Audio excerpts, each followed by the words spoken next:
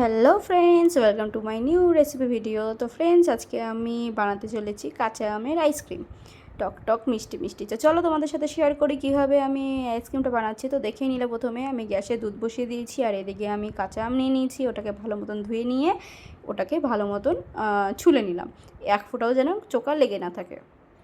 তো ভালো মতন ছুলে নিলাম। এবার দেখো, এখানে দুধ আমার উতাল উঠে গেছে, আর আমি একটু গ্যাসটা কমিয়ে দিয়ে এটাকে গ্রেট করছি। আর ওইদিকে যেন দুধটাও ঘন হতে থাকে, এদিকে যেন আমার কাঁচা আমটাও গ্রেট করা হয়ে যায়। তো আমি ছোটো এটা দিয়ে করছি, তোমাদের কাছে বড় থাকলে বড় ওটা দিয়ে করবে। তো যাই হোক, দেখতেই পাচ্ছ আমি একটা ননস্টিক কড়াই বসিয়ে নিয়েছি। ওটার মধ্যে কাঁচা আমটা আমি যেটা গ্রেট করে রেখেছিলাম সেটা দিয়ে তার উপর আমি চিনি দিয়ে দিয়েছি। তোমরা তোমাদের আন্দাজ মতন চিনি দিবে। তোমরা যদি ভাবো টকটা একটু বেশি পছন্দ করো তো কম চিনি দেবে, আর তোমরা যদি বেশি মিষ্টি পছন্দ করো, টকটা যেন চলে যায়, তো একটু বেশি চিনি দেবে। তো দেখো, আমার চিনিটা গলে গেছে। এবার এখানে দেখতে পাচ্ছ আমি ফুড কালার ইউজ করছি, যেটা কেক টেক বা এটা ওটাতে দেওয়া হয়। তো সেই গ্রিন ফুড কালারটাকে দিয়ে ওটাকে একটু, যেহেতু কাঁচা ম্যাঙ্গো, তো সেই কারণে একটু সবুজ কালার করে নিচ্ছি। ঠিক আছে, কারণ নর্মাল কাঁচা আমে তো আর ওরকম সবুজ কালারটা আসবে না, আর কাঁচা ম্যাঙ্গোর মধ্যে একটু যদি সবুজ সবুজ কালার না হয় তাহলে ভালোও লাগবে না দেখতে। তো সেই কারণে দেখো, আমি ভালো মতো নাড়িয়ে নিলাম। এবার একটা কড়াই বসিয়ে দিলাম। ওই কড়াইয়ের মধ্যে আমি ওই যে দুধটা জাল দিয়ে রেখেছিলাম, ওই দুধটা আমি নিয়ে নিলাম কড়াইয়ের মধ্যে নিয়ে। এবার ওটাকে একটু ফুটে গেল। তারপরে দেখতেই পাচ্ছ চিনি দিয়ে দিলাম। তারপরে দিয়ে দিব হচ্ছে গুঁড়ো দুধ, 1 প্যাকেট গুঁড়ো দুধ দিয়ে দিলাম, ওটা একটু ঘন হওয়ার জন্য। তো দেখো, এর মধ্যে এটাকে ভালো মতো নাড়িয়ে নিলাম। যখন দেখলাম দুধটা ভালো মতো মিশে গেছে আর হচ্ছে তোমার চিনিটাও গলে গেছে, তখন একটা পাত্রের মধ্যে এটাকে ঢেলে নেব ঠান্ডা করার জন্য। ঠিক আছে, সবাই জানো, এটা বলার কোনো কথা না যে গরম জিনিসের মধ্যে টক কিছু পড়লে পরে সেটা ফেটে যাবে, তবে ঠান্ডা জিনিসের মধ্যে সে যদি টক দেওয়া হয় তাহলে ফাটার চান্সটা কম থাকে। তো ওইদিকে আমি একটা বড় পাত্রের মধ্যে দুধটা ঢেলে রেখে দিলাম যেন ঠান্ডা হয়ে যায়। এইদিকে দেখতেই পাচ্ছ আমি ক্রিমটাকেও ফেটিয়ে নিলাম আর পাত্রে। তারপর দেখি আমার দুধটা ঠান্ডা হয়ে গেছে। তো এবার কাঁচা আমের যে আমি যে ইয়েটা বানিয়েছিলাম চিনি দিয়ে, সেটা আমি ওটার মধ্যে দিয়ে দেখো মিশিয়ে নিচ্ছি।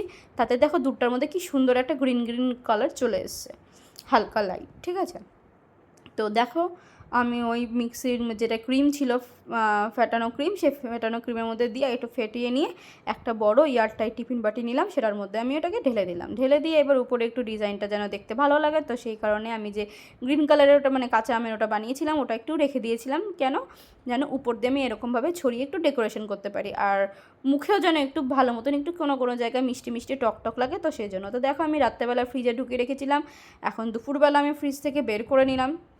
আমার বর এসে গেছে, আমার শাশুড়ি ছিল বাড়িতে, আজকে ছুটি ছিল, তার জন্য রবিবার জিনিসটা বানিয়েছিলাম, তো ওই জন্য আমি দিয়েছিলাম। তো দেখো, দেখতে কি সুন্দর লাগছে, খুব সুন্দর লাগছে। আর দাওয়ার যখন আমি বাটিটাতে দিব তখন দেখবে যে কত পারফেক্ট হয়েছে। ঠিক আছে, তো দেখো এখন আমি কেটে নিব। তো আমি চেষ্টা করছিলাম প্রথমে যেন ওরকম রোলভাবে কাটা যায়। তো যাই হোক, আমি ওই কিউবের ওটা যেহেতু নেই, যেটা দিয়ে কিউব করা যায়, তো ওটা আমি কিনবো। তো যাই হোক, তো আমি চামচ দিয়ে একটু গোল করে কেটে নিলাম। কেটে নিয়ে এখন এটাকে আমি বাটির মধ্যে সার্ভ করবো বরকে দেওয়ার জন্য, যে কেমন হয়েছে না হয়েছে। তো দেখো, প্রথমে আমি একটা তুলে দিয়ে দিলাম। ওই যে কাঁচা আমটা যেহেতু দিয়েছি, ওটা লেগে লেগে যাচ্ছিলো। তো যাই হোক, এই দেখো একদম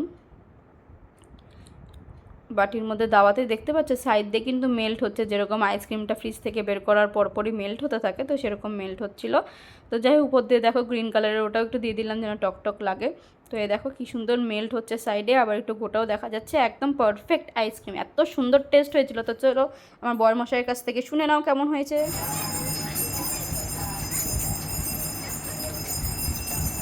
খুব সুন্দর হয়েছে। ভিডিওটা ভালো লেগে থাকে please like, comment, share, subscribe.